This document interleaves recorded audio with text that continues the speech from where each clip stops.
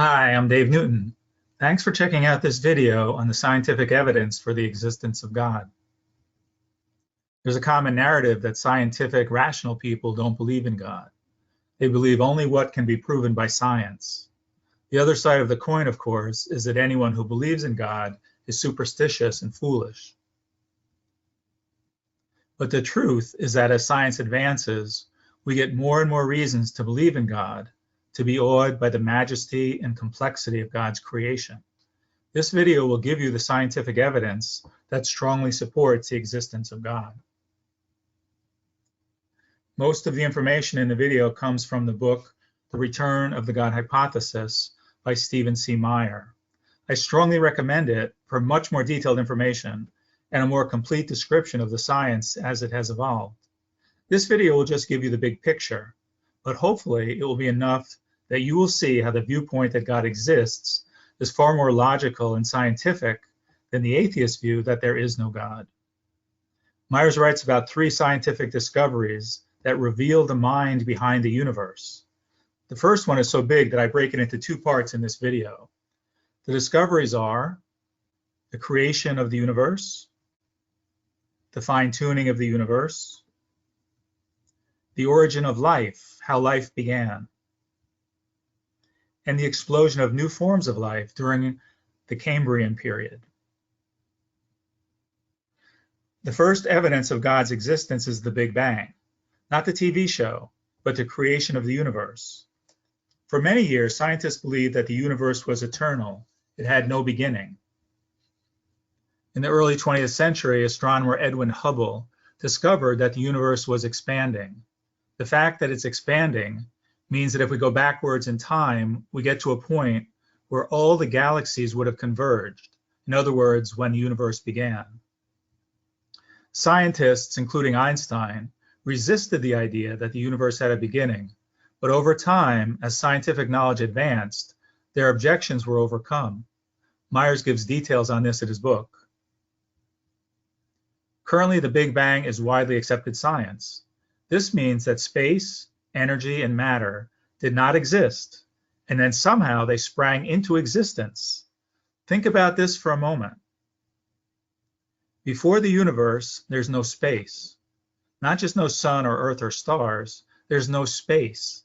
The physical universe does not exist. There's no matter, there's no energy.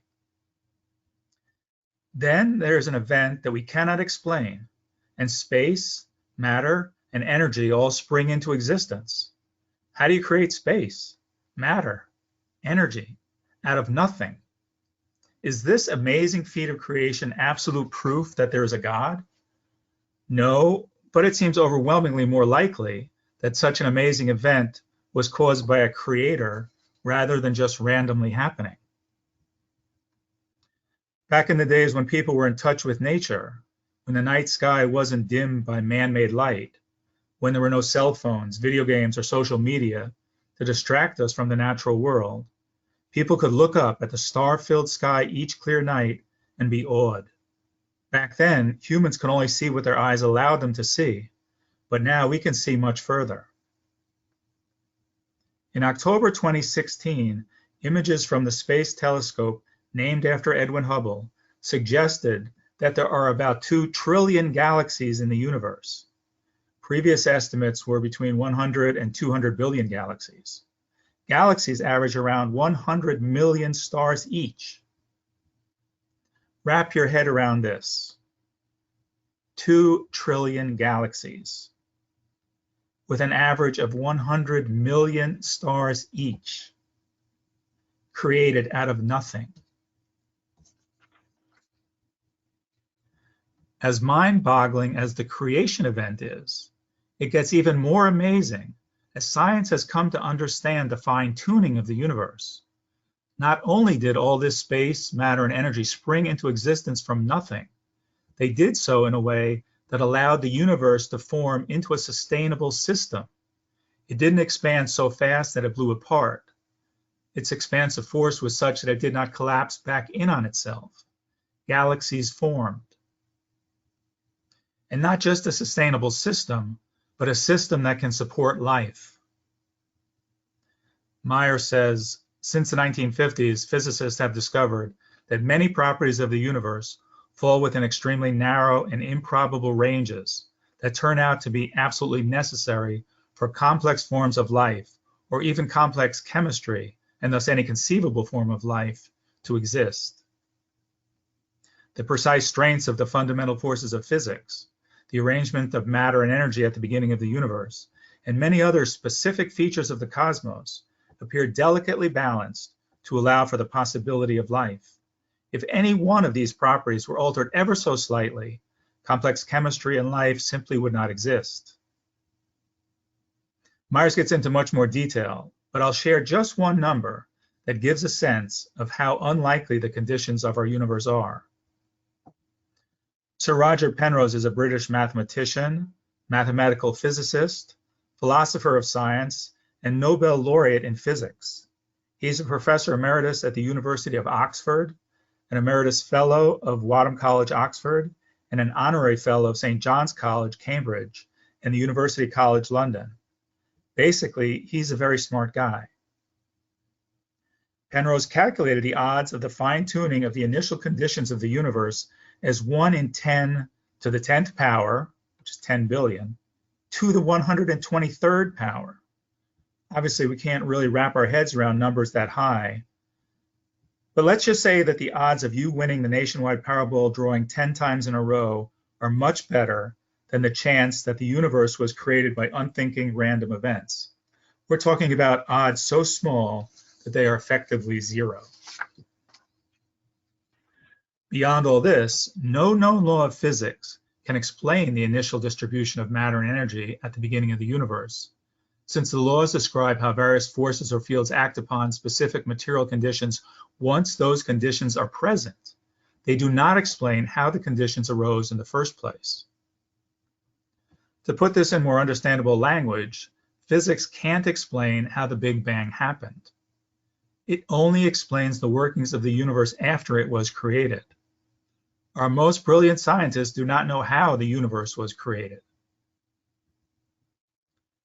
As it was written roughly 3,000 years ago in the book of Psalms, the heavens tell of the glory of God. Their expanse declares the work of his hands. So matter, space, and energy sprang into existence in an incredibly unlikely way that allowed for the formation of a stable universe and the existence of life.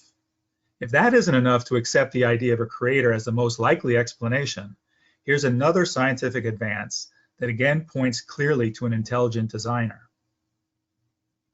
This advance was the discovery of the information-bearing properties of DNA by Francis Crick and James Watson in 1953. Prior to this, scientists generally believed that life was formed by chemical reactions that would produce simple protoplasm. Crick and Watson found that DNA stores information in the form of a 4-character digital code. Crick hypothesized in 1958 that the chemical subunits of DNA function just as letters in a written text or digital characters in a section of computer software. Just as letters or digital characters may convey information depending on their arrangement, so too do certain sequences of chemical bases along the spine of the DNA molecule convey precise instructions for arranging amino acids from which proteins are made. By the mid-1960s, experimenters had confirmed this hypothesis. Since these initial discoveries, scientists have found that even one-celled organisms have complex DNA.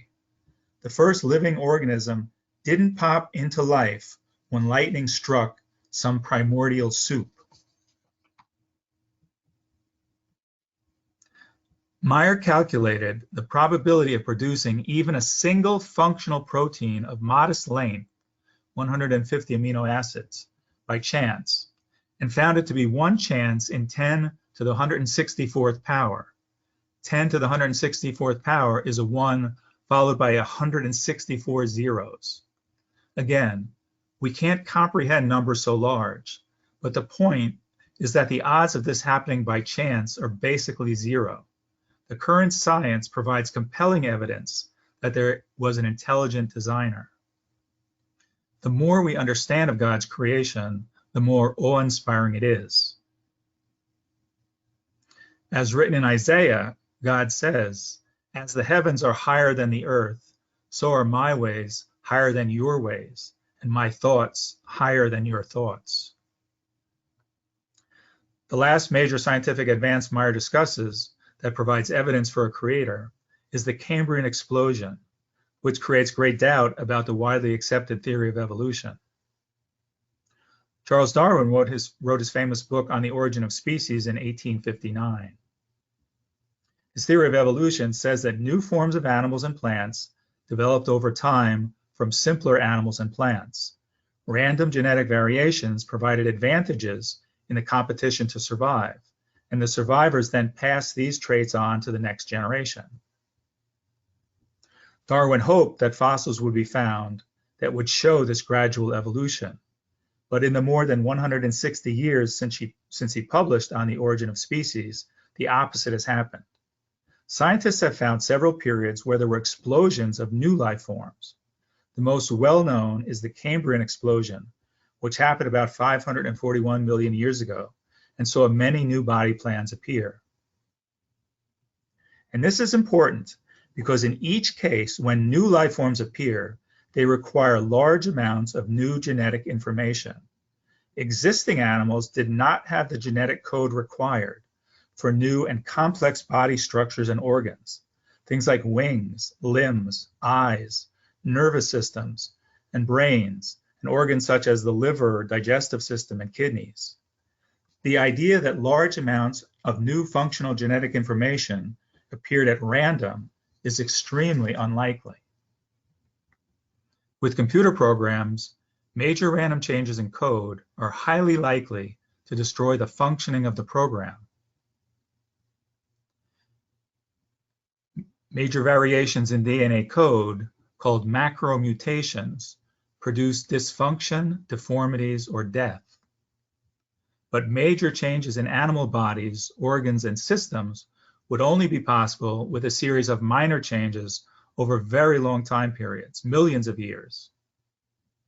The theory of evolution can explain minor physical changes, such as different color fur or longer necks, but not explosions of new forms of life. The need for new genetic code to create these life forms clearly points to an intelligent creator. A highly respected scientist named Douglas Axe, with a PhD from Caltech, among other qualifications, studied protein folds at the University of Cambridge from 1990 to 2003. Protein folds are distinctive, stable, complex, three-dimensional structures that enable proteins to perform specific biological functions. Since proteins are crucial to almost all biological functions and structures, protein folds represent the smallest unit of structural innovation in the living systems. I'd include a picture of a protein fold if I thought it would clarify what these are, but trust me, the photos I've seen only make it more confusing. Google protein fold structure if you don't believe me. Anyway, Axe found that DNA sequences capable of making these complex structures are extremely rare among the vast number of possible sequences. For every one DNA sequence that generates a short functional protein fold of just 150 amino acids in length, there are 10 to the 77th power non-functional combinations. 10 to the 77th power is a 1 followed by 77 zeros. Combinations that will not form a stable protein fold capable of performing a specific biological function.